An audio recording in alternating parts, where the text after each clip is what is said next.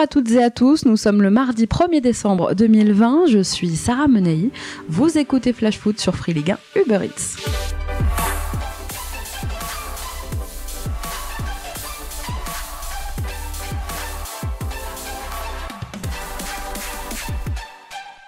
À seulement 36 ans, l'arbitre française Stéphanie Frappart va une nouvelle fois entrer dans l'histoire. Elle a été désignée pour arbitrer demain soir la rencontre de Ligue des Champions entre la Juventus et le Dynamo Kiev. Une première pour une femme en Ligue des Champions masculine. Stéphanie Frappart, élue meilleure arbitre féminine du monde il y a un an, avait déjà été la première femme à diriger un match pro masculin en Ligue 2 puis en Ligue 1. En août dernier, l'UEFA l'avait choisie pour arbitrer la Supercoupe d'Europe entre Liverpool et Chelsea. Stéphanie Frappart est à ce jour la seule arbitre centrale au plus haut niveau en France. Sur les quelques 1000 femmes en noir, elle est donc aussi la seule à pouvoir vivre en partie de ses revenus générés par ses fonctions d'arbitre. Elle avait été nommée chevalier du mérite national en 2019. Alors, comme le dit Beyoncé, à Turin demain, Stéphanie Frappart sera donc épaulée par 2 assistants français, Hicham Zakrani et Mehdi Ramouni. Et un autre français sera sur le devant de la scène européenne cette semaine. C'est Clément Turpin qui dirigera ce soir, toujours en Ligue des Champions, le match entre l'Atlético de Madrid et le Bayern Munich. Allez, c'est parti pour notre tour des clubs.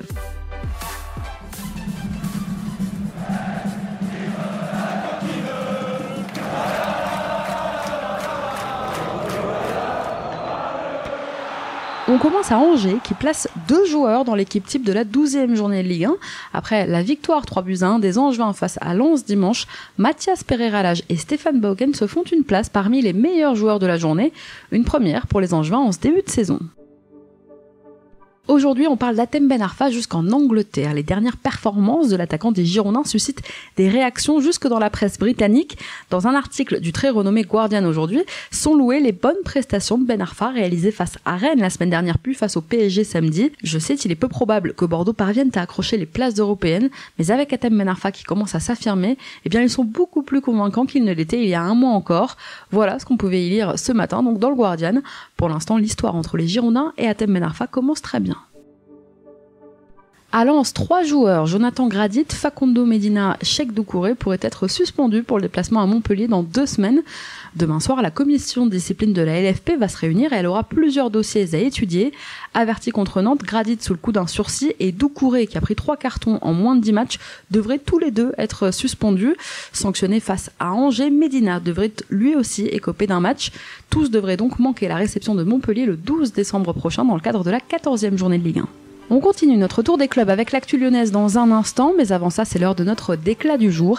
Elle est signée justement Oussem Aouar. C'est mon cœur qui parle. Et vous avez un chef d'espoir qui est une retenue.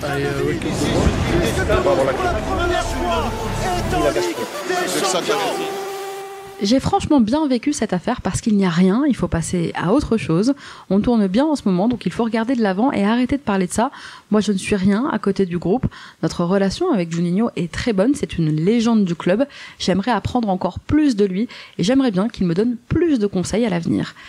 Privé du match contre Reims dimanche pour avoir refusé d'effectuer un travail physique après la victoire à Angers la semaine dernière, Oussem Aouar est donc revenu hier sur cette sanction et sans rancune donc. L'OL se déplace à Metz dimanche et Aouar sera bien là. Allez, on reprend notre tour des clubs.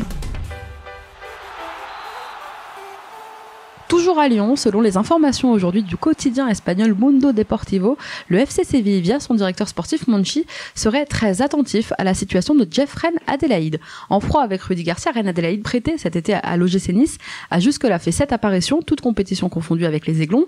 Il a notamment délivré une passe D et cherche encore à retrouver son meilleur niveau. Jeff Reine Adélaïde dispose d'un contrat portant jusqu'en juin 2024 avec l'OL et les Espagnols pourraient lancer une offensive dans le cas où les Aiglons ne lèveraient pas son option d'achat fixée à 25 millions d'euros.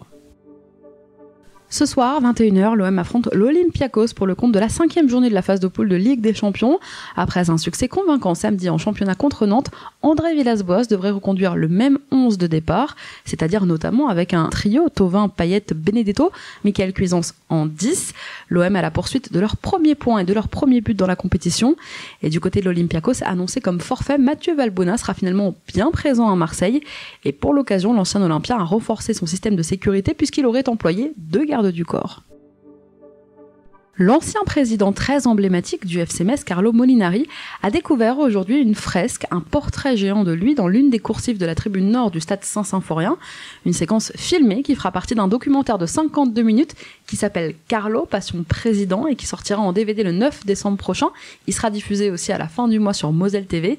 Philippe Inchberger assurera la voix off de ce doc dans lequel témoignent notamment Michel Platini, Robert Pires ou encore Tony Kurbos.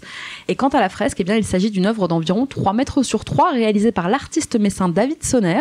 Âgé de 87 ans, Carlo Molinari a été, je vous le rappelle, président emblématique, je le disais, du FC Metz de 1967 à 1978, puis ensuite de 1983 à 2009.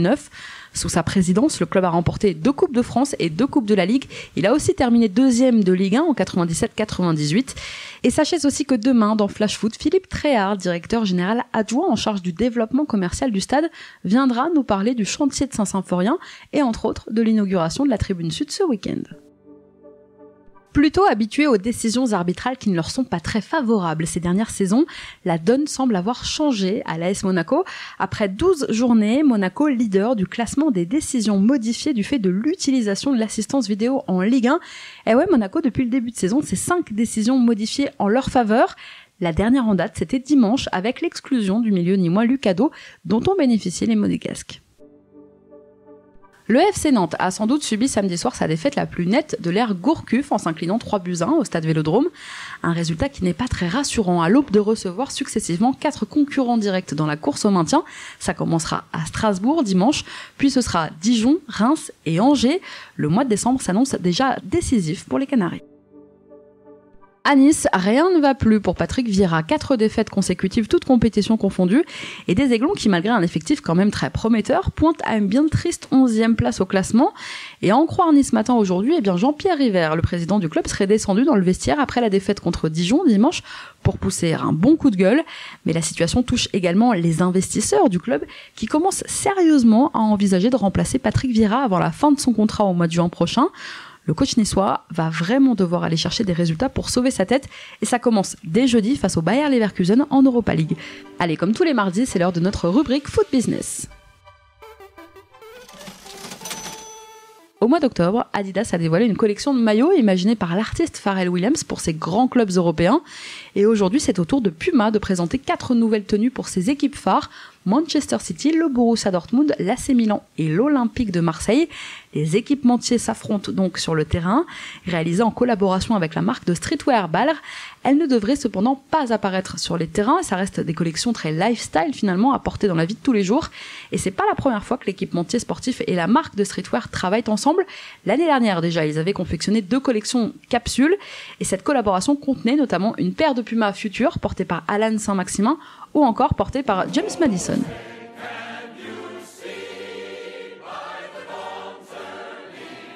Non, pas l'ancien président des États-Unis, mais bien le milieu de terrain de Leicester.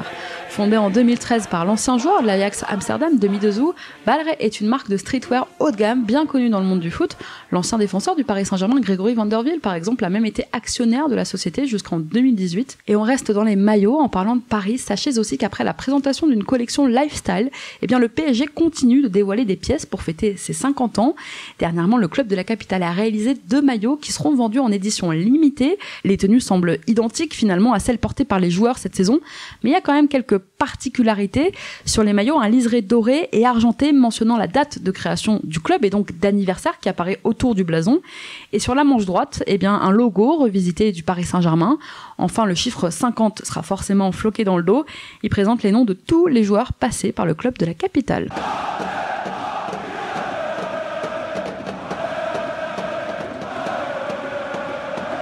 Les 2 tenues domicile et extérieur seront disponibles en 985 exemplaires chacune, c'est très précis, soit 1970 pièces en tout, un nombre qui rappelle l'année de création du PSG, 1970, voilà pourquoi. Les maillots seront vendus au prix de 240 € chacun et 40% des ventes vont être reversées à la fondation PSG, un beau cadeau de Noël. Allez, on reprend notre tour des clubs.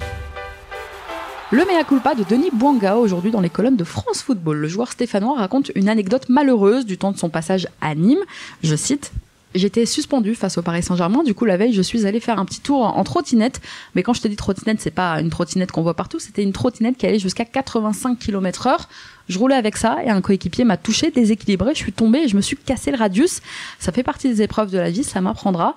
Eh oui, Denis, l'apprentissage est parfois source d'erreurs de jeunesse. Denis Bouanga ne restera finalement qu'une saison à Nîmes avant de rejoindre les Verts il y a 1 an et demi. À Paris, alors qu'il avait retrouvé la compétition face à Bordeaux dimanche pour la première fois depuis près de 2 mois, eh bien Mauro Icardi est de nouveau forfait pour le déplacement capital de demain sur le terrain de Manchester United en Ligue des Champions. Dans un communiqué publié hier soir, le PSG explique que l'Argentin a ressenti une douleur aux adducteurs à l'entraînement et Pablo Sarabia ne fera lui non plus pas partie du déplacement. L'Espagnol a ressenti une douleur musculaire.